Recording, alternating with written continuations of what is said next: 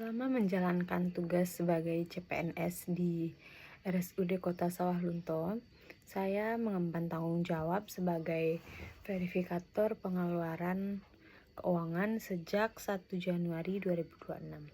Selama menjalankan tugas, nilai berakhlak di bidang verifikator yang saya aktualisasikan, yang pertama dalam berorientasi pelayanan, saya membuat dan membagikan lembar kontrol checklist kelengkapan dokumen kepada unit pengaju agar mereka tahu persis dokumen apa saja yang harus disiapkan sebelum berkas dimasukkan, dan memberikan catatan perbaikan berkas secara spesifik, jelas, dan santun, tidak sekedar menolak tanpa penjelasan ketika mengembalikan berkas SPJ yang belum lengkap atau ada beberapa SPJ yang salah. Selanjutnya, nilai akuntabel. Saya melakukan pemeriksaan secara konsisten, teliti, objektif terhadap kesesuaian antara kwitansi, nota, dan fisik barang atau jasa tanpa memandang kedekatan personil dengan pengaju berkas. Merujuk pada PP nomor 23 tahun 2005 tentang pengelolaan keuangan BLUD, akuntabilitas pengujian tagihan adalah instrumen pencegahan korupsi yang paling dasar. Nilai ini sudah sangat baik menurut saya dan memiliki kepatuhan tinggi karena verifikator bekerja di bawah bayang-bayang risiko audit BPK dan aparat penegak hukum. Selanjutnya adalah kompeten. Bentuk kegiatan yang saya aktualisasikan adalah membuat ringkasan resume mandiri setiap ada pembaruan aturan dari Kemenkes, Kemenkyu atau BPJS Kesehatan atau peraturan-peraturan lainnya, termasuk dalam perpajakan juga, untuk dijadikan panduan kerja verifikasi saya sehari-hari. Dan saya juga melatih ketelitian dengan menerapkan metode pemeriksaan ganda atau double check pada komponen angka yang rumit seperti pada verifikasi lembur nakes atau pada verifikasi pembayaran TPP ASN. Selanjutnya harmonis.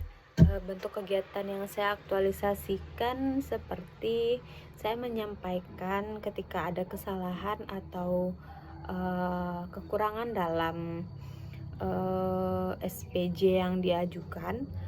Saya menyampaikannya dengan baik, dengan sopan, dan tidak menggurui petugas.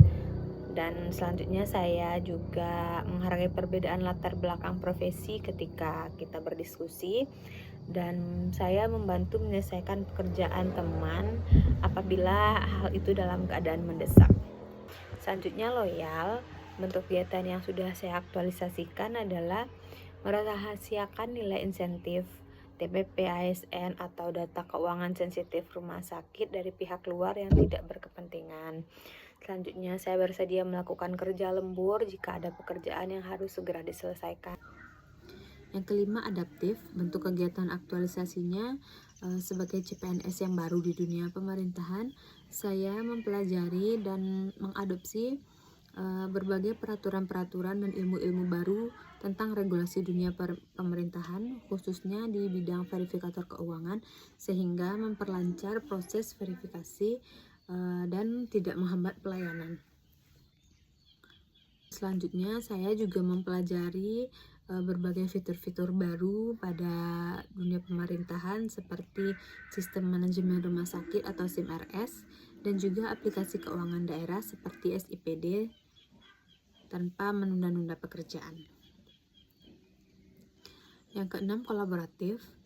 Bentuk kegiatan aktualisasinya adalah saya bekerja sama dan berkoordinasi aktif dengan pejabat pelaksana teknis kegiatan dalam rangka melancarkan proses pengajuan berkas dan pencairan dana agar pelayanan rumah sakit tidak terganggu. Dan juga saya berkoordinasi aktif dengan pejabat pembuat komitmen keuangan di bagian pengadaan untuk menyamakan persepsi terkait kelengkapan berkas kontrak atau vendor. Selanjutnya, rekomendasi upaya peningkatan kualitas aktualisasi yang harus dilakukan. Yang pertama itu adalah menyusun checklist yang transparan. Kita akan membuat sistem pelacakan dokumen yang sederhana berbasis web atau spreadsheet bersama, di mana unit pengaju bisa melihat status berkas mereka, misalkan masih dalam proses, disetujui, atau dikembalikan dengan catatan. Hal ini akan mengurangi gangguan interupsi telepon atau kunjungan fisik untuk menanyakan apakah berkas saya sudah cair. Selanjutnya, latihan khusus data analytics dan pajak.